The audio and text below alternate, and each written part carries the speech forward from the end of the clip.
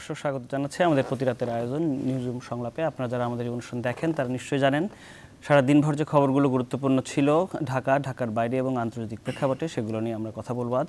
তিনজন অতিথি আজকে আমাদের সাথে যোগ দিয়েছেন। পরিচয় করে দিয়ে ডান পাশ থেকেই আশরাফুল আলম খোকন, প্রধানমন্ত্রীর উপপ্রেস সচিব, রয়েছেন রাশেদা রৌনক খান, শিক্ষক, ঢাকা বিশ্ববিদ্যালয়, এবং সাংবাদিক আশরাফ কায়সার। অসংখ্য ধন্যবাদ আমাদের আয়োজন আসবার জন্য। শুরুতে আমরা আমাদের বার্তাকক্ষের সর্বশেষ শিরোনামগুলো জানিয়ে দিতে চাই।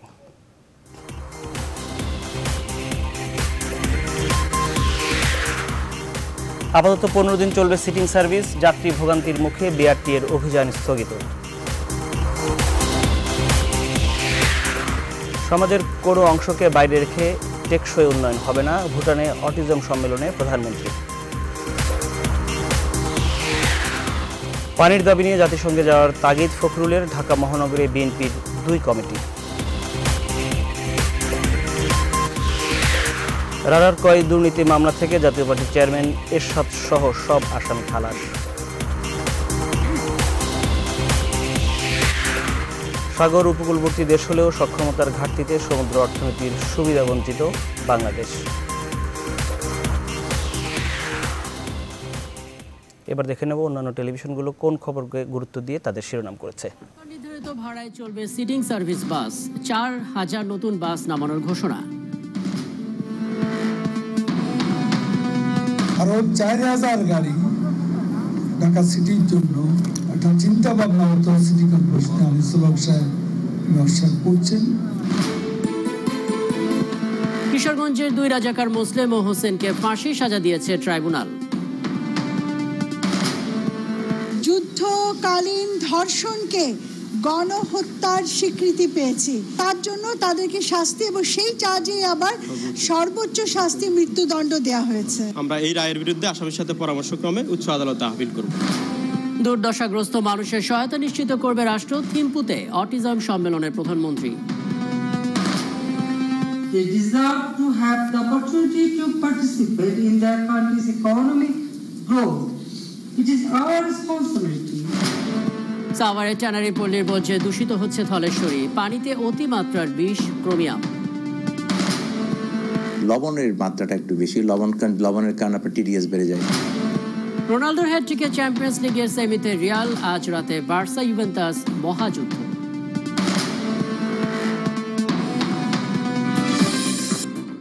চার দিনের চরম ভোগান্তির পর গণপরিবহন নিয়ে নতুন নাটক। আগামী 15 দিন আবারও চলবে সিটিং সার্ভিস, অতিরিক্ত ভাড়া আদায়ে হুঁশিয়ারি।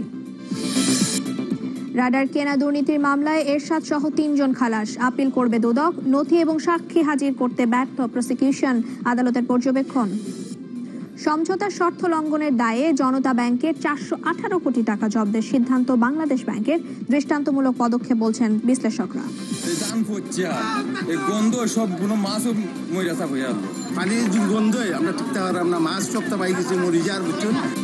এবার মাছের মড়কে নতুন বিপর্যয়ের মুখে হাওরের মানুষ। বাঁধ নির্মাণে দুর্নীতির অভিযোগে তদন্ত শুরু দুদকের। সিটিং সার্ভিস চলবে আরো 15 দিন, অভিযান সাময়িক স্থগিত। রাডার দুর্নীতি মামলায় এরশাদ খালাস।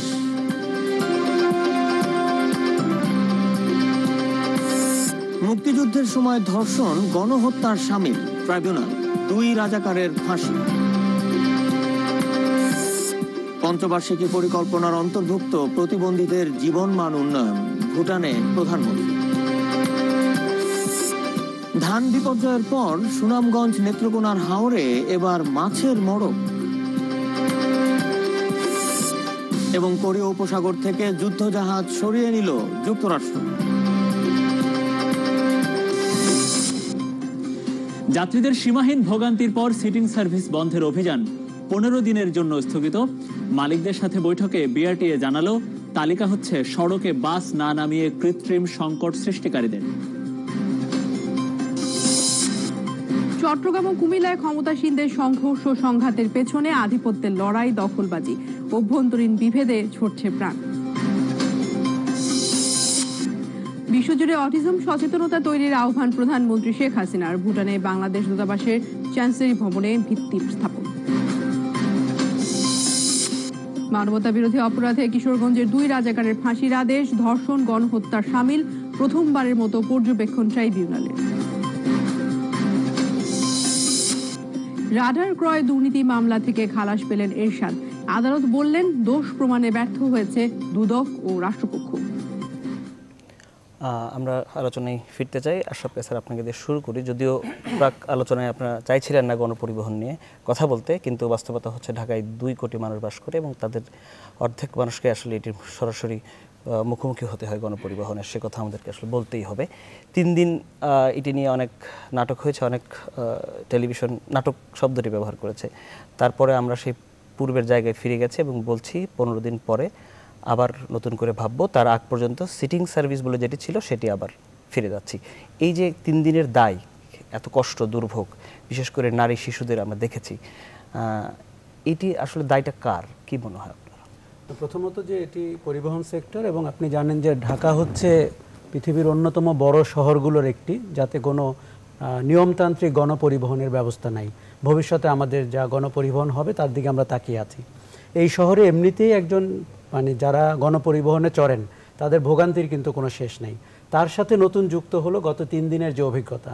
আপনি যদি দায়ের কথা বলেন, আমি বলবো নিশ্চিতভাবে দায় হচ্ছে বিআরটি-এর, কারণ তারা রেগুলেটরি বডি এই সেক্টরের। দায় হচ্ছে সেই মালিকদের যারা তাদের পরিবহন রাস্তায় নামিয়ে ব্যবসা করেন। এবং সব মিলিয়ে 3 দিনে কি হলো এটা কিন্তু আমি পরিষ্কার দেখতে পেলাম যে যাত্রীরা প্রতিনিয়ত ভোগান্তির শিকার হন, তাদের আরও ভোগান্তি বাড়লো এই 3 দিনে। এবং আমরা যদি মিডিয়ার দিকে একবার তাকাই, পত্রপত্রিকার দিকে, টেলিভিশনের দিকে, ভোগান্তির মাত্রা কতটা বেড়েছিল সেটাও আমরা দেখতে পেয়েছি। কালকে থেকে ভোগান্তি কমে যাবে এটি ভাবারও কিন্তু কোনো কারণ নাই। এই সেক্টরের উপরে আপনি দেখুন যে সরকারের তেমন নজর থাকা উচিত, কেননা একজন যাত্রী পয়েন্ট এ থেকে পয়েন্ট বিতে কীভাবে যাবেন এরকম একটি ব্যস্ত নগরীতে, তাতেও একটা ব্যবস্থা থাকতে হবে। আর যাদের কারণে যারা বাস বন্ধ রাখলেন, যারা রাস্তায় পরিবহন নামালেন না, বিআরটি-এর ধরপাকড়ের কারণেই হোক অথবা সিটিং সার্ভিস বন্ধ করে দেওয়ার কারণেই হোক, আপনার তো উচিত হবে দৃষ্টান্তমূলক শাস্তির ব্যবস্থা করা। কারণ তারা যদি এটি করে পার পেয়ে যান, তাকে তো আপনি কখনো কোনো নিয়মের ভেতরে আনতে পারবেন না। দেখুন, এই শহরে যানবাহনের ভেতরে যেরকম বাম্পার লাগানো হয়, এটা তো পৃথিবীর খুব অন্য কোনো দেশে আছে কিনা আমি জানি না, ভয়ঙ্করভাবে বাম্পার লাগানো হয়। আপনার মনে আছে কিনা একজন যাত্রীকে টেনে হিচড়ে প্রায় সোবানবাগে নিয়ে গিয়েছিল। এই শহরে কিন্তু সেটির পরে আমরা দেখেছিলাম বাম্পার খুলে ফেলা হলো, তার 7 দিন পরে আবার বাম্পার জুড়ে গেল। আপনাকে কঠোর হতে হবে, আপনাকে যেটি আর পুরো পলিসিটা করতে হবে, পুরো অভিযানটি করতে হবে যারা প্রান্তিক পর্যায়ের মানুষ আছেন, যারা ব্যবহার করেন, যারা ভোক্তা, যারা যাত্রী, তাদের কথা বিবেচনা করে। কিন্তু পরিস্থিতি কিন্তু সম্পূর্ণ উল্টো। আপনি যে আপনাকে বললেন সেটি কি শুধু যাদের দায়িত্ব তাদের, নাকি যারা ব্যবহার করছে, যারা এই নগরীতে বাস করে, এটি সেও আপনাকেও বোঝায়? না, সে আপনাকেও বোঝায়, কিন্তু তার হাতে তো ক্ষমতা নেই। সে তো ভুক্তভোগী হওয়া ছাড়া, সে মিডিয়ার ক্যামেরার সামনে এসে তার কষ্টের বর্ণনা দেওয়া ছাড়া, বা একজন নারী বলেছেন যে কি পরিমাণ ট্রমার ভেতর দিয়ে এই শহরে বাসে তাকে চড়তে হয় প্রতিদিন, প্রতি ঘন্টা এবং প্রতিটা মুহূর্তে সে ট্রমার ভেতর দিয়ে যায়। এটি শোনার নিশ্চয়ই কোনো লোক থাকতে হবে। এই যে একটা মানসিক নির্যাতনের বর্ণনা দিচ্ছেন, কোন বড় শহরে আমরা দেখুন, আমরা ফুলে ফেপে উঠছি, আমাদের অর্থনীতি বড় হচ্ছে, আমরা খুব গতিশীল অর্থনীতির দেশ হচ্ছি, কিন্তু ওই অর্থনীতি হচ্ছে গতিশীল যে তার জীবনমান উন্নয়নে ভূমিকা রাখতে পারে। আমরা যদি সেখানটিতে ব্যর্থ হই, তাহলে কিন্তু এটা একটা বড় মাপের অর্থনীতি হয়তো হবে, কিন্তু সেটি নাগরিকদের প্রয়োজনীয় অর্থনীতি হলো কিনা এই বিতর্ক থেকে যাবে। আপনি একজন মহিলা যাত্রী যদি বলেন যে বাসে উঠতে গেলে তাকে মানসিক নির্যাতন, কখনো কখনো শারীরিক নির্যাতনের ভেতর দিয়ে যেতে হয়, সেটি শোনার দপ্তর কে? সেটি কি বিআরটি-এ দেখে? আমি নিশ্চিত না। যেই মালিকরা বিআরটি-এর কথা মানলো না, সিটিং সার্ভিস বন্ধ করার সাথে একাত্ম হলো না, বাস নামালো না, তার জন্য কোনো শাস্তির ব্যবস্থা কি কালকে আপনি দেখতে পাবেন? সেটি যদি না পারেন, আপনি ধরে নিতে পারেন 15 দিন পরে যে অভিযানটি আবার চলবে সেটি আরও একটি লোক দেখানো অভিযান হবে। আরেকটি কথা আমি বুঝতে পারছি না, 15 দিন পরে কেন এই অভিযানটি করতে হবে? আপনি 3 দিন করলেন, আপনার একটা শিক্ষা হলো যে কিভাবে এটি মোকাবেলা করতে হয়, 4র্থ দিনে করুন, 5ম দিনে করুন। আমি জানি না কার জন্য এই 15 দিন, এই সিদ্ধান্ত কে নেয়? বিআরটি-এ নিল, মালিক পক্ষকেও তো আমরা বিআরটি-এর পাশে বসে থাকতে দেখলাম। আবার তারা সবাই মিলে বলল যারা বাস নামায়নি সেই মালিক পক্ষের বিরুদ্ধে ব্যবস্থা নেবেন। সেটি কাদের বিরুদ্ধে? রাশেদা রৌনক খান, আপনার কাছে যেতে চাই। 98 সালে সিটিং সার্ভিসটি চালু হয়েছিল, অনেক বছর আগে, এবং আজকে এসে বলা হচ্ছে যে এই 15 দিন স্থগিত থাকবে, সিটিং সার্ভিসে আবার আমরা ফিরে যাব এবং 15 দিন পরে সবাই বসে সিদ্ধান্ত নেব যদি সিটিং সার্ভিস থাকে তাকে আইনি কাঠামোর মধ্যে আনবার একটি প্রচেষ্টা চালানো হবে। একে তো 98 থেকে শুরু হয়েছে, কোনো সরকারই সেটি আসলে দেখেনি, তাদের চোখের সামনে ঘটনা ঘটেছে। নাগরিক হিসেবে, ঢাকায় বসবাসকারী নাগরিক হিসেবে আপনার কি মনে হয় যে এটি আসলে কিভাবে সমাধান হওয়া উচিত ছিল, কিভাবে সামনে উচিত হবে? আমার যেটা মনে হয় যে এই যে 15 দিন পরে ওনারা বসবেন, এই শুভবুদ্ধিটা আসলে আরো আগেই হওয়া উচিত ছিল। এই বিবেচনা বোধটা যখন থেকে তারা ভেবেছেন যে এরকম একটা কাজে যাবেন, এরকম একটা অ্যাটেম্প নেবেন বা ভ্রাম্যমাণ আদালত নামবে, এরকম পুরো বিষয়টাকে প্রথমে আমাদের দেশে যেটা সমস্যা হয়, সরকারের অনেক সদিচ্ছা থাকে, অনেক কিছু করার প্ল্যান থাকে, অনেক কিছু থাকে, কিন্তু ইন্টার মিনিস্ট্রিয়াল কিংবা যদি বলি ইন্টার ডিপার্টমেন্টাল কিছু কমপ্লেক্সিটির কারণে আলটিমেটলি তারা করতে পারে না। যেমন খুব সহজভাবে ঢাকার আরবান প্ল্যানিংয়ের কথা যদি আমরা বলি, 11টা ডিপার্টমেন্ট আছে যারা পরস্পরকে এমন এক টেবিলে বসছে, খাওয়া দাওয়া করছে, মিটিং করছে, বাট যার যার জায়গায় শেষে অনড় থাকছে, ফলে আলটিমেটলি ঢাকার আরবান প্ল্যানিংটা একটা জায়গায় পৌঁছাতে পারে না। আরবান প্ল্যানিং এর সাথে 11টি সংস্থা এখন এক হয়ে জড়িত, সেটাই আমি বলছি। এটা একটা উদাহরণ দিলাম। তো একইভাবে এই যখন গণপরিবহন নিয়ে ভাবছে সরকার যে এরকম কিছু একটা করবে, এবং এখানে তো 1-2 মানুষ জড়িত না, 1-2 অলস মানুষ জড়িত না, এখানে লাখ লাখ কর্মজীবী মানুষ জড়িত, যাদের কর্মঘণ্টার দাম আছে, একদমই ইকোনমিক্যাল দাম আছে। সো এই জায়গাটায় বিবেচনা করে আগেই উচিত ছিল যে আমরা কি করব, আসলে কি করতে চাই, দীর্ঘমেয়াদী পরিকল্পনা এবং সংশ্লিষ্ট যারা আছে তাদের সাথে বসা, তারপরে ফিল্ড লেভেলে গিয়ে এটা নিয়ে এটার পেছনে কাজ করা, কিংবা ওই যে যা যা করছে এখন এই মুহূর্তে সেগুলো করা। কিন্তু আমি ফিল্ড লেভেলে তৈরি, আমি এখানে তৈরি না হয়ে যে যারা স্টেক হোল্ডার্স এই গণপরিবহনের, তাদের সাথে পুরোপুরি একমত না হয়ে আমি পট করে একটা জায়গা সিদ্ধান্তে চলে গিয়ে ফিল্ড লেভেলে চলে গেলাম, ফিল্ড লেভেলের মানুষও ভোগান্তির শিকার হলো, ওরাও বিভিন্ন এই যে স্টেক হোল্ডার্সরা বিভিন্ন ধরনের বিরোধিতা শুরু করলো, এই যে ইয়ের কারণে বিভিন্ন ধরনের দেখা হচ্ছে, জায়গায় জায়গায় চেকপোস্টে দেখা হচ্ছে বলে তারা গাড়ি বের করছে না, বিভিন্নভাবে অসহযোগিতা করছে, জিম্মি করছে এই সাধারণ জনগণকে। এই জায়গাটা তৈরি হতো না। অতএব আমার মনে হয় প্রতিটা বিষয়ে আমরা যখন একটা নতুন কিছু নিচ্ছি, কারণ এখন ডিজিটাল বাংলাদেশ, এখন একটা স্বপ্ন নিয়ে এগুচ্ছে বাংলাদেশ, সেই জায়গায় অনেক নতুন কিছু আসবে যেগুলো এতদিন হয় নাই। আপনি যেটা বলছিলেন 98 থেকে হয়নি, এখন হবে সামনে, আমরা এই স্বপ্নটাই দেখি, এই স্বপ্নের জন্যই আমাদের বেঁচে থাকা। তো এখন সিস্টেমটা হচ্ছে যে আমাদের আসলে পরিকল্পনা করে নিতে হবে, একদম সুবিন্যস্তভাবে, সুস্পষ্টভাবে পরিকল্পনা নিয়ে যেই সেক্টরে যেই স্টেক হোল্ডার্সরা জড়িত, যারা জিম্মি করতে পারে, যারা সিন্ডিকেট করতে পারে, যারা বিভিন্নভাবে পলিটিক্স করতে পারে, মানে বিষয়টা হচ্ছে পলিটিক্যাল ইকোনমি, শুধু ইকোনমিও জড়িত না, শুধু পলিটিক্সও জড়িত না, দুটা পরস্পর জড়িত। অতএব দুটাকে একসাথে করে তারপরে ফিল্ড লেভেলে নামলে তাহলে এই ধরনের ভোগান্তি সময়। আমার ভালো লাগছে যে অন্তত এই অনুধাবনটা এসেছে যে হ্যাঁ এখন বসতে হবে তাদের সাথে, 15 দিন পরে তারা বসবেন, বসে ঠিক করবেন যে কি করা যায়। অনেক ত্যাগের বিনিময়ে। আমি শুধু একটু যোগ করি, আমার যতটুকু মনে পড়ে অভিযানটি শুরুর আগেও কিন্তু তারা বসেছিলেন, তাদেরকে আমরা ক্যামেরায় একসাথে দেখেছি, ওই যে ওই ক্যামেরায় দেখা একসাথে খাবার দাবার করে, এটি অনেক আলোচনার পরের সিদ্ধান্ত এবং সময়ও দেওয়া হয়েছিল যে আগামী 15 দিন পর থেকে এটি শুরু হবে, এমনটি না কিন্তু যে তারা বসেননি। আমি সেটাই বললাম যে বসে সব করে, কিন্তু ওই যে মোচলেখা নেওয়া তাদের কাছ থেকে, কিংবা তাদের থেকে একদমই দৃশ্যমান ভিজুয়ালি তাদের থেকে কথা নেওয়া যে না তারা এই কাজটা, মানে এইভাবে সবাই একমত হবেন যে হ্যাঁ সামনে থেকে এরকম করা হবে। বিহাইন্ড দ্য টেবিল থাকবে ততদিন পর্যন্ত এই প্রবলেমটা তৈরি হবে। আসলে খোকন, আপনি নিশ্চয়ই শুনছিলেন রাশেদা রৌনক খান বলছিলেন যে নতুন কিছু করবার প্রচেষ্টা যেটি দৃশ্যমান হয়ে উঠছে ঢাকা শহরে, এটি বাস্তবতাও। কিন্তু আপনার কাছে জানতে ইচ্ছে করে ঢাকার নাগরিক হিসেবেই যে শহরে আপনি দেখেন যে এলিভেটেড এক্সপ্রেসওয়ের কাজ শুরু হয়েছে, যে শহরে মেট্রো রেলের কাজ দৃশ্যমান, এত বড় প্রজেক্ট, হাজার কোটি টাকার প্রজেক্ট নেওয়া হচ্ছে, সেটি তো সম্ভবত আসলে মানুষের জন্যই। এই প্রজেক্টগুলো যখন নেওয়া হয়, তারাই কেন এই নাগরিক ভোগান্তি যেটি প্রান্তিক পর্যায়ের মানুষ ফেস করছে সেটির ভাবা হয় না? আমি ধন্যবাদ আপনাকে। খুব সিম্পলভাবে একটা কথা বলি, যেমন ধরেন আপনি যেটা বললেন যে flyover or metro rail everything, এইগুলো কিন্তু সব কিছু গভর্নমেন্টের আন্ডারে, মানে পুরোপুরি গভর্নমেন্টের নিয়ন্ত্রণে, গভর্নমেন্ট ফান্ডিং করে, গভর্নমেন্ট ফান্ডিং করে ওরা তৈরি করছে, কিংবা কীভাবে কী প্ল্যানিং ট্যানিং সব কিছু গভর্নমেন্টের আন্ডারে। আশরাফের কথা ধরে বলতে চাই সেটা হচ্ছে, দেখেন আপনি এই পরিবহন সেক্টর একটা বিশাল সেক্টর, যে সেক্টরে প্রতিদিন আপনার কোটি কোটি লোক চলাচল করে, মানে চলাচলের একটা মাধ্যম। এবং আমরা কিন্তু এটা লিখিত পরিতভাবে কিন্তু এটা সেবা সার্ভিস হিসেবে পরিচিত, সার্ভিসের মধ্যে যেটা সেবা খাত। আমাদের কিন্তু আপনি যদি দেখেন মানে প্র্যাকটিক্যালি সেটা কিন্তু সেবা খাত নাই, টোটালি ব্যবসা খাত। এবং আরেকটা বিষয় হচ্ছে আপনার এই যে পরিবহন সেক্টরের যে এটা বিশৃঙ্খলা বলেন, আরও একটু যদি কড়া করে বলেন নৈরাজ্য বলেন, মানে অরাজকতা বলেন, এটা কিন্তু দীর্ঘদিন ধরে চলে আসছে। এবং টোটালটাই কিন্তু এর ম্যাক্সিমাম ধীরে ধীরে এই জায়গায় আপনি দেখেন রাষ্ট্রের বিশ্বের বিভিন্ন দেশে যে রাষ্ট্রীয় যে পরিবহন সংস্থাগুলো থাকে এরা কিন্তু প্রাইভেটের চেয়ে অনেক বেশি শক্তিশালী। আপনার প্রাইভেট যদি ধর্মঘট করে, আপনার রাষ্ট্র তাদের যে পরিবহন ব্যবস্থা থাকে তাদের মেকানিজমে তারা সেটা ওভারকাম করে ফেলে, আপনার জিম্মি করার স্কোপটা থাকে না প্রাইভেট সেক্টরের। আমাদের দেশে কিন্তু সেই ব্যবস্থাটা গড়ে ওঠেনি, এবং আমাদের দেশে পরিবহন সেক্টর নিয়ে বেসিক্যালি কোনো পলিসিও নাই যে আপনি এই পলিসি অনুযায়ী আপনি এই কাজগুলো করবেন।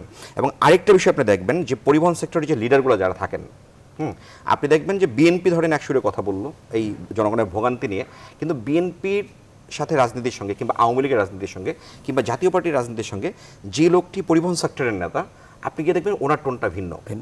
ওনারা যখন আমি যখন জার্নালিজম করেছি, নাজমুল হুদা সাহেব তখন মানে যোগাযোগ মন্ত্রী ছিলেন, আমি অনেকগুলো মিটিং কভার করেছি।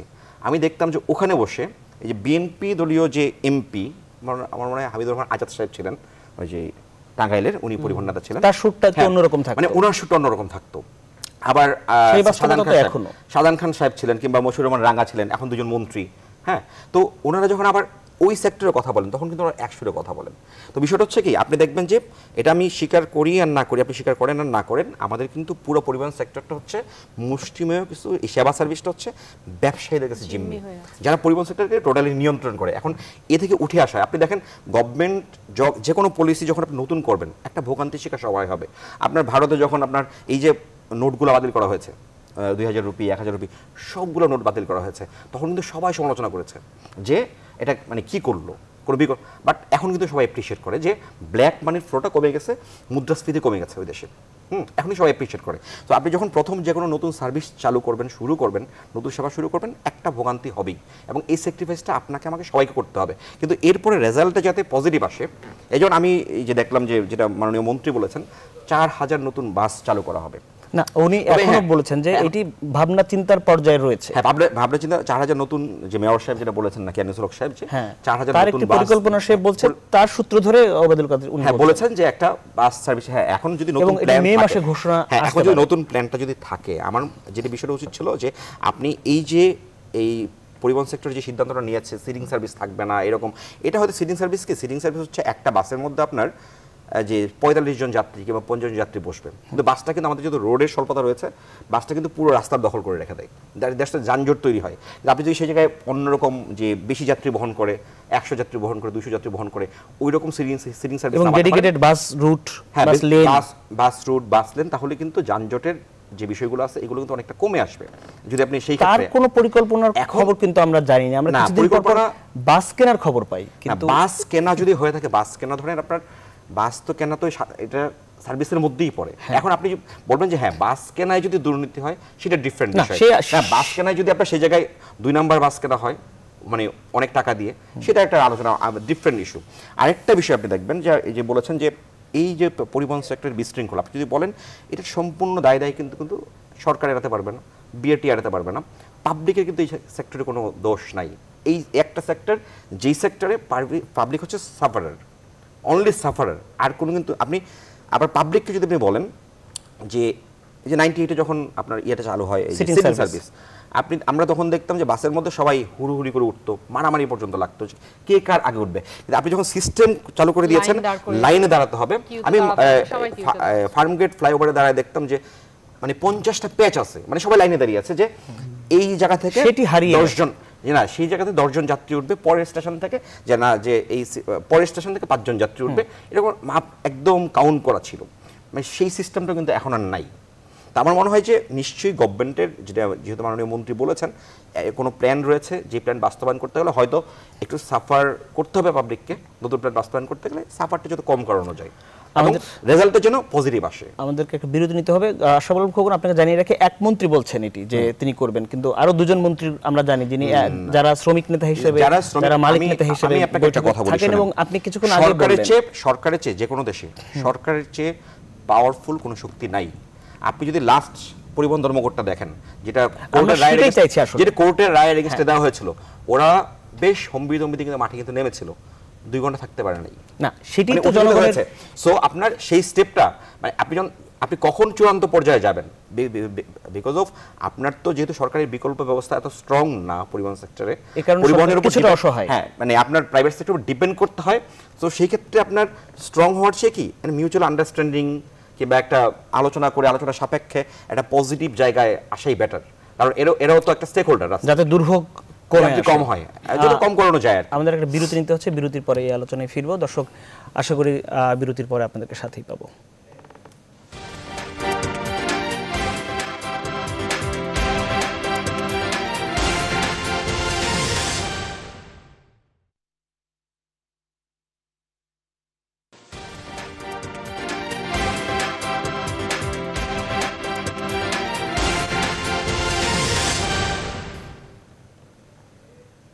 দর্শক, আবার স্বাগত নিউজরুম সংলাপে।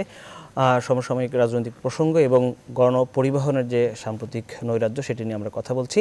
আমাদের 3 জন অতিথির সাথে আবারও পরিচয় করে দিই। প্রধানমন্ত্রীর উপপ্রেস সচিব আশরাফুল আলম খোকন, রয়েছেন রাশেদুল অনুপ খান এবং সাংবাদিক আশরাফ কায়সার। যে আলোচনা আশরাফুল আলম খোকন বলছিলেন, আগামী মে মাসে সড়কমন্ত্রী ঘোষণা দিতে যাচ্ছেন, উনি বলেছেন যে চেষ্টা করবেন যে 4000 বাস আনার। আশরাফ কায়সার, আমি আপনাকে মনে করে দিতে চাই, বিআরটিসির অসংখ্য বাস এসেছে, প্রায় 1000 খানেক বাস বিভিন্ন ভাগে এসেছে, ডাবল ডেকার, সিঙ্গেল বাস, এগুলো সেই বাসগুলোকে আপনি ঢাকা শহরে দেখেন কিনা? এবং যেটি খোকন বলতে চাইছিল যে যদি সরকারের দিক থেকে সেই মেকানিজমের সুবিধা থাকতো তাহলে হয়তো অসহায়ত্বের জায়গাটা এত প্রকট হতো না, সেই বাসগুলোর কথা মনে করে দিতে চাই। বিআরটিসির বাসগুলো যখন নামে তখন কিন্তু আমরা বেশ ফুল টুল দিয়ে সেগুলোকে নামতে দেখি। আজকে যদি আপনি রাস্তায় বেরিয়ে বিআরটিসি বাসগুলোর দিকে তাকান, আপনার মায়া হবে যে এত দ্রুত এত সুন্দর বাস কিভাবে নষ্ট হয়, এবং যেভাবে সেটি কল্যাণপুরের বাস স্ট্যান্ডে অথবা গাবতলীর বাস স্ট্যান্ডে পড়ে থাকে। ইভেন আমরা যে ডাবল যে বাসগুলো দেখেছি, সেটা যখন কোনো শহরে কিন্তু এত দ্রুত নষ্ট হয় না। দেখুন, এই দেশে ট্রেনের জানালায় যারা ঢিল মারে তার সাথে সড়ক পরিবহনের সম্পর্ক আছে, যাতে করে ট্রেনের যাত্রীর ব্যাপারে আপনার মানে যাত্রীদের একটা ভয় কাজ করে। পরিবহন হচ্ছে একটি সেবা খাত, খোকন যেটি সঠিকভাবেই বলেছে, কিন্তু সেই সেবা খাত তো এখন সেবা দেওয়ার উপযোগী অবস্থায় নাই। সেই সেবা খাত এখন ব্যবসায়ী খাত হয়ে গেছে এবং সে একটা অরাজকতা এবং নৈরাজ্যের নাম হয়ে গেছে। এখানে যদি একটা চেকস অ্যান্ড ব্যালেন্স থাকতো, এখানে যদি আজকে বিআরটিসি শক্তিশালী থাকতো, তার যদি একটা সার্টেন পার্সেন্টেজ অফ ক্যাপাসিটি থাকতো, যে যাতে করে যাত্রীদেরকে যে যতভাবেই জিম্মি করার চেষ্টা করুক একটা বিকল্প থাকলো, সেটি কিন্তু আমাদের হাতছাড়া হয়ে গেছে। আরেকটা জিনিস হচ্ছে যে আপনি দেখুন মাননীয় মন্ত্রী কি বলেছেন, 4000 বাস কবে আসবে, কিন্তু এই খাতে তো প্রতিদিন সকাল 7টায় আপনার জীবন শুরু করতে হবে। আগামীকালকে সকাল 7টার জীবনটি কিভাবে হবে? যারা এই পরিকল্পনা করেন, যারা একসাথে সিদ্ধান্ত গ্রহণ করেন, তাদের কিন্তু এটা ভাবতে হবে এই শহরে অন্তত 1 কোটি মানুষ কালকে সকালে এই মাথা থেকে ও মাথা যাবেন, তার যাতায়াতের উপায়টি কী? কবে 4000 বাস নামবে? তার জন্য কি তার কালকের যাতায়াত বন্ধ থাকবে? এই জন্য কিন্তু এই সেক্টরগুলো সারা পৃথিবীতে অত্যন্ত স্পর্শকাতর সেক্টর হিসেবে বিবেচনা করা হয় এবং তার কৌশল ওইভাবেই প্রণয়ন করা হয়, স্টেক হোল্ডার ওইভাবে সিলেক্ট করা হয়, রেগুলেশনগুলো ওইভাবেই তৈরি করা হয়, যাতে করে শেষ প্রান্তের যে মানুষটি, যিনি যাত্রী, তার যেন ভোগান্তি না হয়। এখানে আমাদের পুরো আপনি যদি স্টেক হোল্ডার ম্যাপিংটা দেখেন, তাতে কিন্তু সবচাইতে নিগৃহীত মানুষের নাম হচ্ছে যাত্রী, যার কোনো ভয়েস নাই, যার কোনো বিকল্প নাই, যার কোনো শক্তি সামর্থ্যও নাই। তাকে যদি আজকে কন্ডাক্টর খারাপ ব্যবহার করে, কোথাও কি তার যাওয়ার জায়গা আছে? তার কাছ থেকে প্রতিদিন তো ক্যামেরায় বলা হচ্ছে, তার কাছ থেকে এই গত 3 দিনেও অতিরিক্ত ভাড়া নেওয়া হয়েছে, ব্রাশ দিয়ে সিটিং সার্ভিস মুছে দিয়ে তার কাছ থেকে সিটিং সার্ভিসের ভাড়া নেওয়া হয়েছে। সে কি কোথাও যেতে পেরেছে? আপনি কি শুনেছেন কোনো দপ্তরে তার কোনো অভিযোগ গৃহীত হয়েছে? কোনো মামলা হয়েছে বাসের কোনো কর্মচারী বা কর্মকর্তার বিরুদ্ধে? কোনো মালিকের বিরুদ্ধে হয়েছে? তার মানে এটি আমরা দেখুন কথা বলতে পারি, সুন্দর সুন্দর কথা বলতে পারি, আশাবাদের কথা বলতে পারি, আমাদেরকে তো অ্যাক্ট করতে হবে। এখন যারা সরকারি দায়িত্বে রয়েছেন, সেটি মাননীয় মন্ত্রী হোক, তার দপ্তর হোক, বিআরটিএ হোক, তাদেরকে তো তার আইন অনুযায়ী ব্যবস্থা নিতে হবে। এখন আপনার স্টেক হোল্ডারের চরিত্র যেরকম সেই অনুযায়ী আপনাকে ব্যবস্থা নিতে হবে। বাস মালিকদের সাথে নিয়েই তো আপনি অভিযানে নামলেন, বাস মালিকদের সাথে নিয়েই তো আপনি বললেন সিটিং সার্ভিস বন্ধ হবে। আমার পরিষ্কার মনে আছে বাস মালিকরা নিজে হাতে সিটিং সার্ভিস কথাটি মুছে দিয়েছেন এবং আমার পরিষ্কার মনে আছে মালিক সমিতির একজন নেতা বলছিলেন যে কালকে থেকে তারাও রাস্তায় থাকবেন। তো গত 3 দিনে তাদের ভূমিকা কি ছিল? তাদের যে সদস্যরা গাড়ি নামালো না এবং যে কারণে যাত্রীরা ভোগান্তির মুখে পড়লো, তারা কি ব্যবস্থা নিয়েছে? রাশেদুল অনুক্ষণ আপনার কাছে যেতে চাই। মহিলা বাস সার্ভিস কিন্তু বেশ কয়েকটি, আমরা জানি বেশ কয়েকটি রুটে চালু হয়েছিল, কিন্তু শেষ পর্যন্ত দেখা যায় যে সেখানকার অবস্থাও সঙ্গীন। বাংলাদেশে যেটি হয়, খুব ভালো কিছু আসলেও সেটি আমরা বজায় রাখতে পারিনি। সেক্ষেত্রে আপনার পরামর্শ কি, যে কী করা উচিত অন্তত ঢাকার যারা নারীজীবী রয়েছেন, কর্মজীবী? দেখুন, আসলে মানে বাস যাত্রী বিষয়টাই খুব নাজুক। এতক্ষণের আলোচনায় তো সেটা বোঝাই যাচ্ছে। আর গত 3 দিন ধরে তো দেখছি, আর প্রতিদিন এত লাখ লাখ মানুষ মানে তাদের কর্মজীবী মানুষজন যাতায়াত করছে, সেটা খুব নাজুক একটা পরিস্থিতিতে বাংলাদেশে আসলে মানুষ কাজ করে। সত্য কথা, যাদের একদম প্রাইভেট গাড়ি নাই তাদের জন্য গণপরিবহন যারা ব্যবহার করে, তার মধ্যে আবার সবচেয়ে নাজুক অবস্থায় থাকে বিশেষ করে মহিলারা, মেয়েরা, কিশোরীরা। মহিলারা একটু যারা বয়স্ক বা চাকরিজীবী, তাদের হয়তো একটা ভয়েস থাকতে পারে, তারা হয়তো কোনো না কোনোভাবে তারা বোঝায়। কিন্তু যারা স্কুল গোয়িং বাচ্চা, কলেজ গোয়িং মেয়েরা, তারা যেভাবে যে ধরনের নিপীড়নের মধ্য দিয়ে যায়, মানসিক এবং শারীরিক, সেগুলো নিয়ে কোনো রকম সেভাবে কোনো মানে আমরা আলোচনা করি। এবং সরকারও হয়তো 1-2টা ক্ষেত্রে ব্যবস্থা নিয়েছে, 1-2টা বাস চালু করেছে আপনি যেগুলোর কথা বলছেন, কিন্তু সেগুলো খুবই অপ্রতুল। সেটা কোনো গণায় মানে একদমই আপনি সংখ্যার তুলনায় এটা কোনো একেবারেই বিবেচনার বিষয় না। যেটি আশরাফ কাছের একটু আগে বলবার চেষ্টা করছিলেন যে নারীরা শুধু মানসিক না, শারীরিকভাবে কোথাও কোথাও এই গত 3 দিনে অনেক ধরনের আসলে তারা কষ্টের মধ্যে গেছেন। তো আমরা যেটি বারবার বলি যে আমাদের দেশের প্রধানমন্ত্রী, আমাদের দেশের বিরোধী দলীয় নেত্রী, আমাদের দেশের স্পিকার, আমাদের অনেক কিছু রয়েছে গর্ব করার মতো, যেগুলো আসলে কখনো এভাবে বলা যেত না।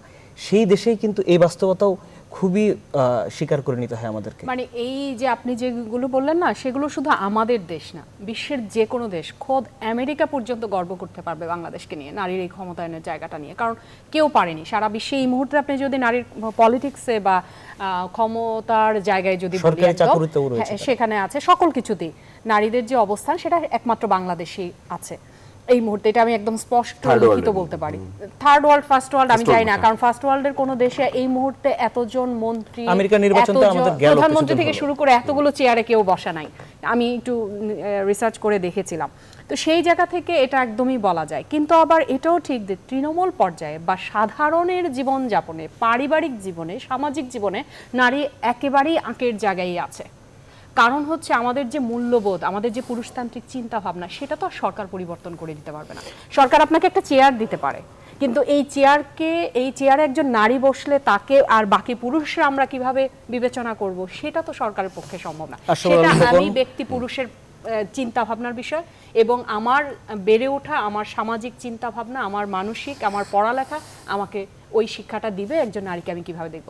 বাসে ওঠার সময় কি হয়, আমরা যে মানে প্রতিনিয়ত দেখি যে সমস্যাগুলো হয়, হ্যাঁ, পট করে একটা মেয়েটা বসে আছে, এমনভাবে দাঁড়াবে যে মেয়েটা অস্বস্তি ফিল করছে, কিংবা ধরেন উঠার সময় কন্ট্রাক্টর গায়ে হাত দিয়ে ফেলছে। এই যে বিভিন্ন ধরনের সমস্যাগুলো হয়, এই সমস্যাগুলো নিয়ে যাবে কোথায়? আশরাফ কাছে বলছিলেন যে একটা যাত্রীও কি গিয়ে বলেছেন, বলতে হবে কেন, মানে জনগণের জন্যই তো এই সরকার, মানে যে কোনো সরকারই তো জনগণকে সার্ভিস দিবে, সেটাই স্বাভাবিক। এবং সেই জায়গা থেকে আপনি যেটা বলছিলেন যে নারীদের জন্য যে বাস সার্ভিসগুলো যেটা হয়েছে, যেমন আমি খেয়াল করেছি ঢাকা শহরে যেসব নারীরা, মানে আমি উচ্চবিত্তের কথা বলছি না, কিছু অফিস আছে, কিছু এনজিওতে আছে, ড্রাইভার নারী আছেন, আমি লক্ষ্য করেছি অন্যান্য ড্রাইভাররা তাকে এক ধরনের মানে দেখলেই হাসি মানে হেসে ফেলেন, দৃষ্টিভঙ্গির সমস্যা।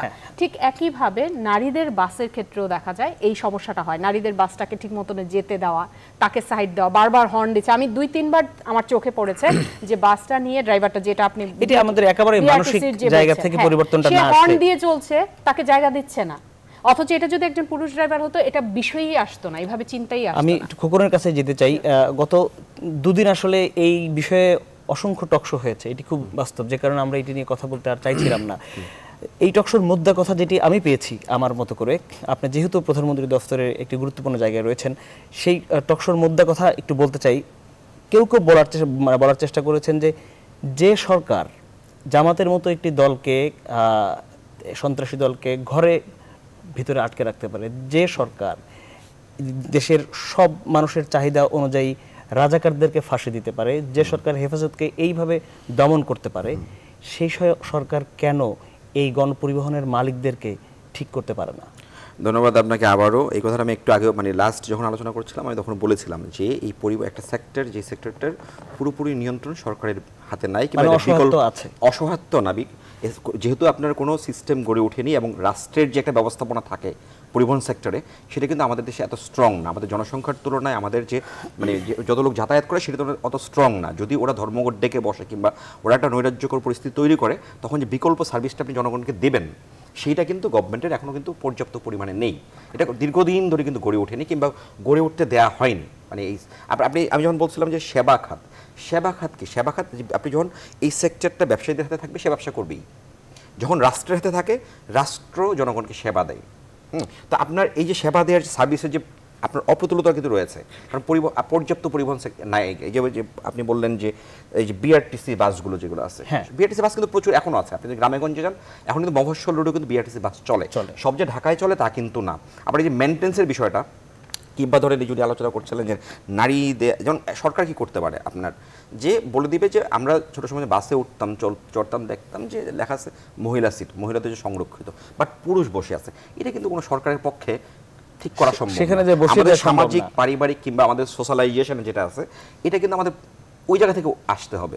যেমন ধরেন আজকে আমি, আপনি, আমরা 3 জন আলোচনা করছি, আপনারা 4 জন। আমরা লাস্ট কবে বাসে উঠেছি আমি জানি না। আমাদের আপনি যদি 3 দিন ধরে আলোচনা হচ্ছে যে টকশোতে যারা আসছে, হ্যাঁ, আপনি যদি আমি হয়তো টিভিতে দেখে কিংবা পত্রিকায় পড়ে, কায়সার ভাই কিংবা রৌনক টিভিতে পত্রিকায় পড়ে ওদের ভোগান্তিটা টিভির সামনে তুলে ধরছি। আপনি যেটা তুলে ধরছি, ভোগান্তি কিন্তু এর চেয়ে 1000 গুণ বেশি। সেটা যদি আপনি করতে চান, সেটা হচ্ছে যারা বছরের পর বছর 10 বছর 15 বছর ধরে একই রুটে যাতায়াত করে, বিভিন্ন জায়গায় যাতায়াত করে বাসে, সেইভাবে উঠে আসেন, টকশোতে নিয়ে আসেন, আলোচনা করেন, আপনি দেখবেন আপনার টকশোর চেহারা চেঞ্জ হয়ে যাবে এবং এটার ফলে এটা গভর্নমেন্টকে নাড়া দিবে, যে কোনো মানুষকে নাড়া দেবে। বিকজ সে হচ্ছে প্রত্যক্ষভাবে একদম এটার ভুক্তভোগী হচ্ছে সে। আপনি নারী যাত্রীকে নিয়ে আসেন, আপনি যদি শুনি প্রকাশ্যে না আসতে চায়, আপনি নিয়ে আসেন, মুখোশ দিয়ে নিয়ে আসেন, উনি দেখেন কি বলে। একদম রিয়েল চিত্রটাকে উঠে আসবে যে ভালো পরামর্শ না, ওরা কিরকম নির্যাতনের শিকার হয়। এখন এই যাত্রীদের কথা কে শুনবে? আপনার টিভিতে যে ইন্টারভিউগুলো আছে, যেমন ওরা কোনো যাত্রীরা কিন্তু কোথাও আদালতে যায়নি, কোনো নালিশ কেন্দ্রে যায়নি, তারপর কিন্তু সরকার একটা স্টেপ নিয়েছে। যে স্টেপটা নিয়েছিল আজকে ব্যাক করেছে ওই জায়গা থেকে। কেন? এই যে আপনাদের রিপোর্ট করেছেন, আপনারা গণমাধ্যমের ছবি দেখে, নিউজ পড়ে, এইগুলো করেই কিন্তু এই যে ভোগান্তির চিত্র উঠে আসছে। সেই ক্ষেত্রে কিন্তু ওনারা আবার একটা ব্যাক স্টেপে আসছে, কিংবা হয়তো নতুন প্ল্যানিং করবে যে হ্যাঁ না, আমার এই প্ল্যানটা হয়তো ভুল ছিল, কিংবা গ্যাপ ছিল, কিংবা এই জায়গায় নাইটটা আরেকটু স্ট্রং করা যায়। হয়তো সেই জায়গা থেকে আরও 15 দিন সময় নিয়েছে, যে না আমরা যেটা নিয়েছি হুট করে, আসলে চিত্রটা ওই রকম না, বিকজ অফ পুরোপুরি চিত্রটা হয়তো ওনারাও জানেন না। এবং তারা বলেছে যে এই সিটিং সার্ভিস এটি যেহেতু ছিল না আইনগতভাবে, এটিকে আইনি কাঠামোয় কিভাবে আনা যায়। এই যে বললাম যে পলিসি নেই আপনার, যে আপনি শুধু একটা সার্ভিস করবেন সেটা না, আপনার টোটাল একটা পলিসি করতে হবে, যে পলিসির মাধ্যমে আপনার পুরো পরিবহন ব্যবস্থা এই পলিসির আন্ডারে পরিচালিত হবে। তাহলেই কিন্তু সম্ভব। আপনার এমনিতে তো ধরো আমাদের দেশের এমনি যে পরিবহন ব্যবস্থা, রাস্তার অপ্রতুলতা, তারপরে আপনি যদি রাস্তা দেখেন, আবার আমি একটু ইয়ের সাথে ডিফার করতে চাই, রনক যেটা বলেছে যে নারী যাত্রী বাস ড্রাইভারকে যে জায়গা দেওয়া হয় না, কিংবা গাড়ি ড্রাইভারকে জায়গা দেওয়া হয় না, এটা শুধু নারীদের ক্ষেত্রে না। এটা হয়তো যেহেতু নারী বলে আমার চোখে পড়েছে, আমি নিজে ড্রাইভ করি, আপনিও নিজে ড্রাইভ করেন, আমাদেরকে কিন্তু একই অবস্থা করা হয়। যে এটা হয়তো নারী বলে অনেক সময় চোখে পড়ে, যে যেহেতু একজন নারী ড্রাইভিং করছে, যেহেতু চোখে পড়ে, এটা আমাদের পুরো পরিবহন সেক্টরের অবস্থা কিন্তু হজবরল। আপনি ঢাকা শহরের রাস্তা 3টা লেন আছে, তো 3টা লেনে আপনার সিএনজি যেটা স্কুটারের গতিবেগ যদি বলেন ঘন্টায় 50 কিলোমিটার, আবার যে বাস তার ঘন্টায় 80 কিলোমিটার, কিংবা প্রাইভেট কার তার ঘন্টায় হচ্ছে কি 100 কিলোমিটার, কিংবা যে পাজেরো সেটা হচ্ছে 120 কিলোমিটার। তো একই লেনে যদি এই 3টা গাড়ি চলাচল করে, যদি আপনার সবার সামনে সিএনজিটা থাকে, তাহলে আপনার যে সবার পিছনে পাজেরোটা থাকে, তাহলে 120 কিলোমিটার সেটার গতিবেগ, আর সামনেটা হচ্ছে 40, তাহলে আপনার অটোমেটিকলি কিন্তু আপনার ওই লাস্টে যে গাড়িটা, এটার গতিবেগ কিন্তু 40 হয়ে গেল। বইটির একটি গবেষণায় দেখা গেছে 6 কিলোমিটারের বেশি রাজধানী শহরে গতি ওঠানো যাচ্ছে না। হ্যাঁ, তাহলে কিন্তু আপনার পুরো রাস্তায় কিন্তু জ্যাম এমনিতেই লেগে যাবে। এবং এই কারণে মালিক পক্ষের কিছু বক্তব্য রয়েছে যে তারা ব্যবসায়িকভাবে মানে ক্ষতির সম্মুখীন হচ্ছেন। তারা যে চিন্তা করে ব্যবসায় নেমেছিলেন, সে যখন সামনে রিকশা পান, সে যখন লেগুনা পায়, সে যখন যেতে পারবে না, সিএনজি পায়, সে স্পিড তুলতে পারবে না। এই কথাও কিন্তু সত্যি। আজকে যদি মালিক সমিতি বলে থাকে বা যারা বাস ব্যবসায়িকভাবে চালান, তাদেরও কিন্তু 6 কিলোমিটার বেগে যদি ঢাকা শহরে চলতে হয় তাহলে তার পক্ষে কিভাবে ব্যবসাটি করা সম্ভব? আবার আমরা যারা বাস না এবং অন্য বাহনে থাকি তারা কিন্তু খেয়াল করি বাস যেভাবে চলে আর কারো পক্ষে রাস্তায় চলা সম্ভব না।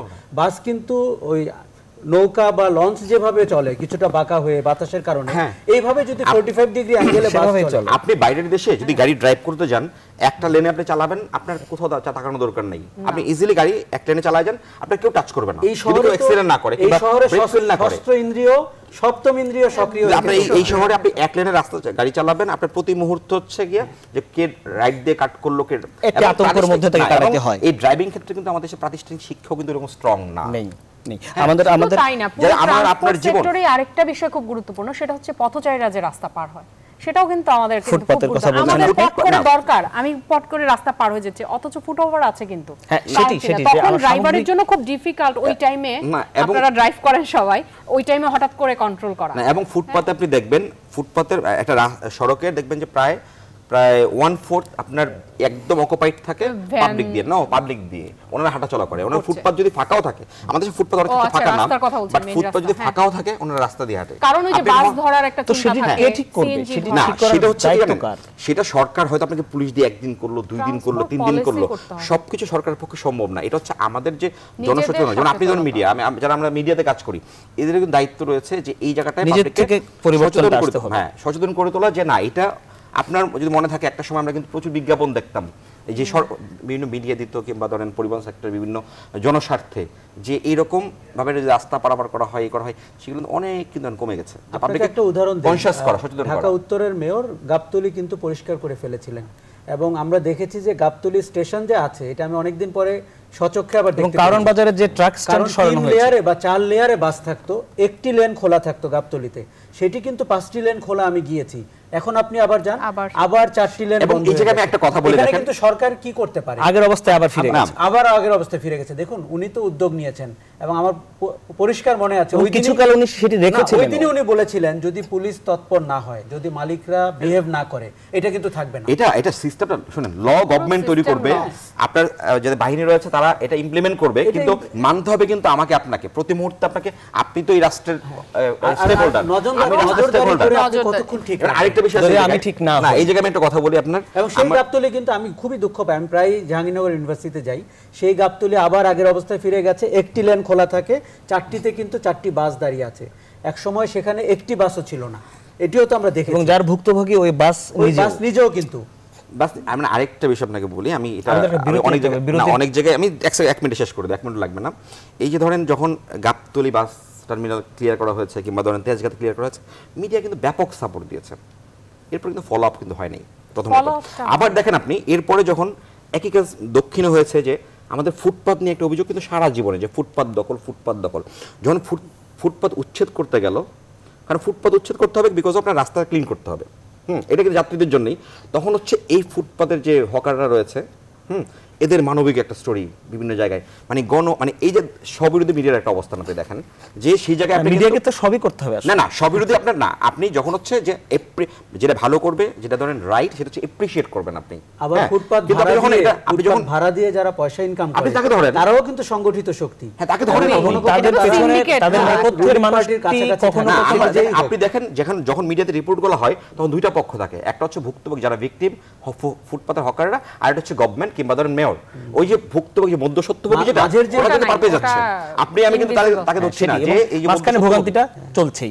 আমাদেরকে একটা বিরতি নিতে হচ্ছে, বিরতির পরে দর্শক আমাদের হাতে 3টি পত্রিকা পৌঁছেছে, যেগুলো কাল সকালে আপনাদের হাতে পৌঁছবে, সেগুলোর খবর শিরোনাম জানিয়ে দেব, ফিরছি বিরতির পরেই।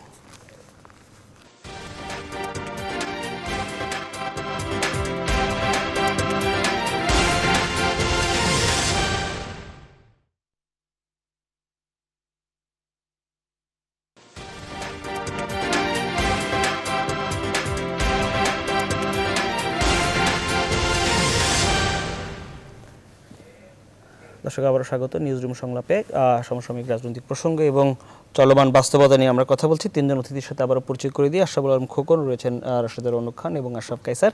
আপনাদেরকে বলেছিলাম বিরতির পরে পত্রিকার সংবাদ শিরোনাম জানাবো। বাংলাদেশ প্রতিদিনের প্রধান শিরোনাম, ভোট নিয়ে 3 জোট, আসন নিয়ে দর কষাকষিতে 14 দলের শরিকরা, চাওয়ার শেষ নেই 20 দলের শরিকদের জনদুর্ভোগের জন্য দায়ী কারা। কালের কণ্ঠ তাদের প্রধান শিরোনাম, হার্টে রিং পরাতেও ধর্মঘটের বাধা, প্রতিবন্ধীদের জন্য কর্মসূচির আহ্বান, ডেইলি সান, বিআরটিএ, ব্যাকস্ট্রেক্স তারাও সেটি করেছে সিটিং সার্ভিস নিয়ে। যে আলোচনা তুলতে চাই আশরাফ কায়সার, আপনাদের সাংবাদিকতার সময়ের এরশাদ, তিনি রাডার দুর্নীতি মামলায় খালাস পেয়েছেন আর কি। এই বর্তমান রাজনৈতিক বাস্তবতা, এরশাদের বর্তমান বাস্তবতায় এই রায়টিকে আপনি কিভাবে পর্যবেক্ষণ করেন? প্রথমত আমি ভাবতে চেষ্টা করছিলাম আজ এরশাদের কতটা খুশির দিন, কেননা এই মামলাগুলো যে দীর্ঘদিন ধরে চলছে এবং আমরা যখন এরশাদ 2 যুগের বেশি নিশ্চয়ই, এবং যেভাবে পরবর্তীতে উনি রাজনৈতিক কলা কৌশলের ভেতর দিয়ে এই মামলাগুলোকে পরিচালনার চেষ্টা করেছেন এবং আমরা দেখতে পেয়েছি কখনো কখনো তার মামলা বেগবান হয়, কখনো সেটি স্থবির হয়ে থাকে, কখনো জোটে অন্তর্ভুক্ত হলে ওটি একটি চরিত্র ধারণ করে, জোটের বাইরে থাকলে আরেকটি। তার মানে এই মামলাগুলোর একটি তো অর্থনৈতিক অব্যবস্থাপনা তার আমলে ছিলই, তার মানে ভিত্তিভূমি হিসাবে, কিন্তু পরবর্তীতে কিন্তু তার একটি রাজনৈতিক যোগাযোগও তৈরি হয়ে গেছে।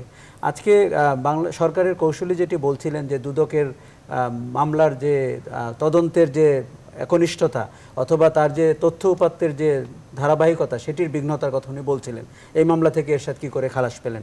আমার ধারণা যে বাংলাদেশের রাজনীতি যতটুকুই বিভিন্ন মাত্রায় ভিন্ন মাত্রা পাক না কেন, স্বৈরাচার হিসাবে দুর্নীতি করার জন্য এবং বাংলাদেশের নৈতিকভাবে যে রাজনীতির স্খলন তার প্রতিভূ হিসাবে কিন্তু এরশাদ থাকবেন।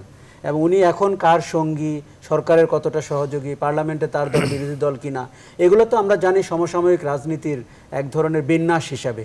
কিন্তু এই দেশে যদি আমরা রাজনীতিকে মানে ইতিহাসকে যদি আমরা নির্মোহভাবে দেখতে চাই, এই দেশের রাজনৈতিক প্রতিষ্ঠান ধ্বংসের পেছনে এরশাদের যে অবদান, বাংলাদেশের দুর্নীতিকে একটি প্রাতিষ্ঠানিক রূপ দেওয়ার ক্ষেত্রে এরশাদের যে অবদান এবং বাংলাদেশের দুর্নীতিকে একটি শিল্পের পর্যায়ে নিয়ে যাওয়ার কারণে তিনি যতটা আলোচিত, এটি কিন্তু জনমানসে থাকবেই। এখন তার মামলার রায় কি হলো, কোন রাজনৈতিক আমলে হলো, কোন আমলে উনি সরকারের সহযোগী ছিলেন বলে এরকম হয়েছে, এটি কিন্তু ইতিহাসে একসময় বিশ্লেষণ করার সুযোগ তৈরি হবে। রাশেদুল অনুপ খান, আপনার পর্যবেক্ষণ জানতে চাই। এরশাদ আন্দোলন যখন হয় তখন আমি আসলে মানে বেশ ছোটই, কিন্তু এটা বুঝতাম যে এটা কায়সার ভাই বলছিলেন যে মানে এরশাদের একটা প্রতীক হয়ে গেছে আমাদের কালচারে। আর এখন বড়বেলায় এসে এরশাদকে আমি এইভাবে দেখি যে he is a pendulum actually in our politics actually. মানে তাকে কখনো এইভাবে টানে, কখনো এইভাবে টানে, তিনি কখনো এখানে যান, কখনো এখানে যান। মানে একেবারে ছোট্ট করে জবাব চাই সবার কাছে, অনেক বিষয় নিয়ে কথা বলতে চাই। না, আমার যেটা বিষয় সেটা হচ্ছে ধরেন একটা প্রায় 2 যুগের বেশি সময় একটি আইনি প্রক্রিয়ার মাধ্যমে কোর্টের প্রত্যেকটি স্টেপ, এমন না যে সে ধরেন সরকারের বিরোধী দলে ছিল কিংবা সরকারের অংশ ছিল এই কারণে যে তাকে বিভিন্ন জায়গায় মানে অটো প্রমোশন দেওয়া হয়েছে তা কিন্তু না। মামলাগুলো কিন্তু প্রত্যেকটা আইনি প্রক্রিয়ার মধ্যে দিয়ে প্রত্যেকটা স্টেপ অতিক্রম করেই কিন্তু এই জায়গাটায় আসছে। এবং আপনি যদি বলেন মুক্তি পাওয়ার বিষয়টা, সেটা হচ্ছে ধরেন এত বছর যদি মামলা একটা চলে না, ওদের যে তথ্যগুলো থাকে, যে ইনফরমেশনগুলো থাকে, যে সাক্ষীগুলো থাকে, এগুলো কিন্তু অটোমেটিক অনেক দুর্বল হয়ে যায়, আসামির পক্ষে চলে যায়, মানে অনেক কিছু চলে যায়, কিংবা অনেকে আসেন না, কিংবা অনেকে মারা যান, কিংবা অনেক তথ্য উপাত্ত বিষয়গুলো অনেকে লেনদি করতে চান না। যেমন আয়েশা সাহেব মামলা চালিয়েছেন বিকজ ওনাকে খালাস পাইতে হবে, রাষ্ট্রপক্ষ চালিয়েছে, রাষ্ট্র মামলাটা চালাইতে হবে, কিন্তু যারা সাক্ষী, যে এভিডেন্সগুলো, তাদের তো দায় নাই, মানে খুব গদ বাধা হয়ে গেছে, সারা হয়ে যায়, সারা হয়ে যায় এটা। সেটি এরশাদের ক্ষেত্রেও এবং এটি সব ক্ষেত্রেই হয়। এবং এরশাদ কিন্তু আইনি প্রক্রিয়ার মাধ্যমেই আসছেন। আপনি যদি বলেন যে এখন আমি যদি বলি এটা কিন্তু যে এরশাদ হয়তো বিশেষ দূত কিংবা ধরেন এমপি কিংবা ধরেন সরকারের বিরোধী দলে আছেন এই জন্য হয়ে গেছেন, এটা কিন্তু ঠিক হবে না, বিকজ অফ এটা কোর্টের রায়ের মাধ্যমে উনি আসছেন। না, সেটি নিয়ে খুব বেশি বলবার অবকাশ আসলে নাই। আমি সাক্কুর আলোচনায় যেতে চাই। কুমিল্লার মেয়র সাক্কু, তার বিরুদ্ধে গ্রেফতারি পরোয়ানা জারি হয়েছে এবং এর আগে উনি যখন মেয়র ছিলেন বিএনপির অন্যান্য মেয়ররা সবাই স্ত্রী ঘরে গেছেন, সাক্কু ছাড়া। এবার জিতেছেন, এবার সাক্কুকেও এবার যদি বলেন নির্বাচনে এটি অনেকে সন্দেহের চোখে দেখে, সন্দেহের চোখে আসলে দেখার এটা হচ্ছে আমাদের মানসিকতাকে, মেন্টালিটি। আপনি যদি বলেন যে ওনার যে জ্ঞাত বহির্ভূত আয় যেটা, এই মামলাটা কিন্তু ইলেকশনের পরে হয় নাই, মামলাটা ইলেকশনের পরে তো হয় নাই, ইলেকশন তো হয়েছে বেশি 1 মাসও হয়নি না, তো এটা হয়েছে কিন্তু অনেক আগে। সেই প্রক্রিয়া কখন সময়টা খুব ফ্যাক্টর আর কি, মানুষ না সময়, আপনি সন্দেহ ইকুয়েশন আমরা অনেক কিছু করতে পারি, অনেক ইকুয়েশন করতে পারবো যে সে জিতে গেছে এর কারণে হয়েছে, এই অনেক কিছু বলতে পারি, বাট আপনি ট্রু ইজ যে মামলাটা কিন্তু ওনার ইলেকশনের পরে হয় নাই। এই মামলাগুলো কিন্তু ওনার বিরুদ্ধে এরকম মামলা যদি বলেন খুনের মামলা, সেটাও কিন্তু অনেক আগে থেকে আছে। সেটা ওনার বিএনপি যখন ক্ষমতায় ছিল তখন ওনার বিরুদ্ধে মামলাগুলো ছিল। উনি আকবর হোসেন সাহেবের কি মামাতো ভাইয়ের ফুফাতো ভাই কারণে উনি তখন একটা ফেভার পেয়েছিলেন। তো এরকম এই যে জ্ঞাত বহুরূপ আয় যেটা সেটা কিন্তু উনি আগের আমলেই করা মামলাটা, এবং সেই মামলাটা কিন্তু প্রক্রিয়াধীন ছিল, এবং এই মামলা নিয়ে অনেকে সন্দেহ প্রকাশ করেছিল যে উনি ইলেকশনটা করতে পারবেন কিনা। গভর্নমেন্ট যদি ধরেন ওনার প্রতি এত বেশি থাকতো তাহলে কিন্তু উনি ইলেকশন করতে পারতেন না। বিএনপি বলছে এটা রাজনৈতিক উদ্দেশ্য, যদি রাজনৈতিক উদ্দেশ্য প্রণোদিত হয়ে থাকে বিএনপির যদি বলে থাকে তাদের দাবি আর কি, তাদের দাবি যদি বলে থাকে তাহলে তো গভর্নমেন্ট তাকে এই মামলাটা আরো একটু বেগবান করে আগে, যে সরকার তো ইচ্ছা করলে ওনাকে চালু করতে পারতো, উনি নির্বাচনী করতে পারতেন। দেখুন, আমাদের রাজনৈতিক ব্যবস্থায় এবং আমাদের রাজনীতিতে প্রশাসনের হস্তক্ষেপ যেরকম হয় বা ইভেন আইনের করিডোরেও যা হয়, তাতে নিশ্চিতভাবে এটি বলার সুযোগ নাই যে এর পেছনে রাজনীতি নেই। দেখুন, যে জনপ্রতিনিধিদেরকে আমরা নির্দিষ্ট মাত্রায় সম্মান করার কথা। আপনি যেভাবে বিএনপির নির্বাচিত মেয়রদেরকে বরখাস্ত হতে দেখেছেন, কেউ 2 বছর 3 বছর ধরে তার চেয়ারে বসার সুযোগ পায়নি, যেদিন চেয়ারে বসেছে তার 17 মিনিট পরে আবার বরখাস্ত হয়েছেন। এই নিদর্শনগুলো কিন্তু বলে না যে আমাদের আইনের শাসন প্রকৃষ্টভাবে চলছে, আমরা জনপ্রতিনিধিদেরকে সম্মান করছি। দেখুন, জ্ঞাত আয়ের বহির্ভূত জীবনযাপন শুধু কি বিএনপির নেতাদের আছে? সরকার দলীয় নেতাদের নেই? তার বিরুদ্ধে মামলা হতে দেখেছেন? আমরা দেখিনি যে না, আমি একটু বলি, 111-এর পরে তো সবার উপরে মামলা হয়েছিল। কিভাবে সরকার দলীয় লোকরা তাদের মামলাগুলো থেকে নিজেদেরকে খালাস দিয়েছেন এবং বিরোধী পক্ষের মামলাগুলোকে বেগবান করেছেন, এই লিস্টও তো আমাদের সামনে আছে। আমি বলছি এই নিদর্শন বিএনপির আমলেও আমরা দেখেছি। বিএনপির আমলেও হাস্যকর কারণে মামলা হয়েছে। সাবের হোসেন চৌধুরীর বিরুদ্ধে মামলা হয়নি, আমরা চাল ডাল চুরির জন্য মামলা হয়নি। আমি বলতে চাচ্ছি যে রাজনৈতিক যে বিদ্বেষ থাকে এবং সেটি যে আমরা সুযোগ পেলেই একে অন্যের উপর চাপিয়ে দেই, এই নিদর্শন শুধু এই আমলে বলছি না, সব আমলে আমরা দেখেছি। না, আমি একটু বলতে চাই, সেটা হচ্ছে যেমন ধরবেন যে আপনার এই সরকারের সময় আপনি যদি বাংলাদেশের ইতিহাসে দেখেন, এরকম রেকর্ড কিন্তু নাই যে এই সরকারের সময় কিন্তু বাংলাদেশ এই সরকারের মন্ত্রীরা কিন্তু দুদকে গিয়েছে, সাক্ষী দিয়েছে, জেরার মুখোমুখি হয়েছে, কোর্টে গিয়েছে, জরিমানা দিয়েছে। এটা কিন্তু বাংলাদেশের ইতিহাসে নাই। আমরা বলতে শুনেছিলাম যে তারা ডিক্লেয়ার করবেন তাদের প্রতি বছরের আয়, কোন মন্ত্রী করেছেন? এখন ধরেন এমপি এই সরকারের নির্বাচনী প্রতিশ্রুতি ছিল তো, এখনো কিন্তু এমপিরা জেল খাটতেছে, দুইজন আমরা ওরকম দুই-তিনটা উদাহরণ কিন্তু আছে, এবং মন্ত্রীরা না। আমি বলি, আপনার একটা যে সিস্টেমটা চালু দীর্ঘদিন হয় নাই, আপনি তাকে চলতে দেন। আপনারা ধরেন বাংলাদেশে কোনো সরকারের মন্ত্রী আপনার কোর্টে গিয়ে হাজিরা দেবে, কোর্টে পানিশড হবে এবং দুদকে গিয়ে ঘন্টার পর ঘন্টা বসে থাকবে, জেরার মুখোমুখি হবে, এটা কিন্তু বাংলাদেশের ইতিহাসে ছিল না। এবং এটা কিন্তু অনেক কোর্টের আদেশের পরে তার মন্ত্রিত্ব রয়েছে, এটি এই সরকারের আমলেই আমরা আপনার আইনি প্রক্রিয়ার মাধ্যমেই হয়েছে। কোর্ট তো স্বপ্রণোদিত হয়ে রায়টা দিয়েছিল। যদি এটা আইনের বাইরে হয়েছে, আইনকে তার নিজস্ব পথে চলতে হবে।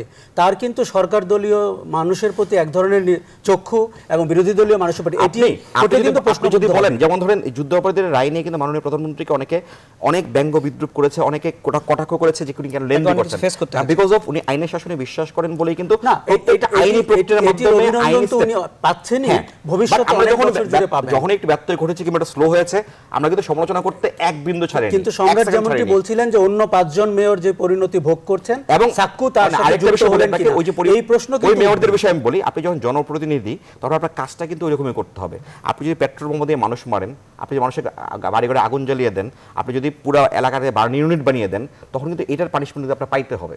একটি ভালো খবর দিয়ে শেষ করতে চাইছিলাম। ভুটানে আমাদের মাননীয় প্রধানমন্ত্রী রয়েছে এবং সেখানে প্রতিবন্ধীদের একটি অনুষ্ঠানে একটি খুব ভালো খবর যে চেয়ারপারসন হিসেবে মাননীয় প্রধানমন্ত্রী ছিলেন এবং সেই অনুষ্ঠানের সঞ্চালক ছিলেন তার কন্যা। এটি এক বাক্যে যদি শেষ করতেন। এই না, আমরা তো অটিজমের বিষয়টা তো এই মুহূর্তে যেভাবে আমাদের প্রত্যেকের জীবনে নিয়ে এসেছি, সেটার জন্য অবশ্যই সাইমা ওয়াজেদ পুতুল এবং মাননীয় প্রধানমন্ত্রী শেখ হাসিনা আমরা কৃতজ্ঞ তার কাছে। কারণ এই স্পেশাল চাইল্ডদেরকে আমরা পারিবারিক জীবনে, সামাজিক জীবনে এবং রাষ্ট্রীয় 3 জীবনেই তাদেরকে একেবারেই এক্সটার্নাল একটা এখান থেকে যে তাদেরকে ইনক্লুসিভ করা হচ্ছে, তাদেরকে নিয়ে আসা হচ্ছে। এখন কাজ হচ্ছে আমাদের যেমন নরমাল স্কুলগুলো এখনো কিন্তু তাদেরকে ভর্তি করে না। আমি ছোট্ট একটা ইনফরমেশন দিতে চাই আপনাকে এই ক্ষেত্রে, সেটা হচ্ছে সবচেয়ে অবহেলিত সেক্টর তো এটা ছিল এবং অস্পৃশ্য ছিল আমাদের সমাজে। আপনি যদি জানেন যে আমাদের মাননীয় প্রধানমন্ত্রী শেখ হাসিনা যে ওদের যে উনি যে ঈদ কার্ড কিংবা বিভিন্ন কার্ডগুলো পাঠান, আগে কিন্তু পেশাজীবীদের আঁকা ছিল, এখন কিন্তু ওদের আঁকা আবার সমাজসেবা দপ্তর কিংবা ডিসিদের মাধ্যমে বিভিন্ন এলাকা থেকে আনা হয় ছবিগুলো, এনে উনি নিজে হাতে বাছাই করে 7-8টা ছবি উনি কার্ডে, যে ঈদ কার্ড কিংবা ধরেন নববর্ষের শুভেচ্ছা, মানে বিভিন্ন কার্ড উনি নিজে সিলেক্ট করে দেন এবং ওনাদেরকে উৎসাহিত করেন এবং ওদেরকে একটা অসংখ্য ধন্যবাদ। আমাদের আলোচনার শেষ টানতে হচ্ছে। দর্শক আপনারা যারা সাথে ছিলেন তাদেরকে ধন্যবাদ জানিয়ে শেষ করছি। সবাই ভালো থাকবেন।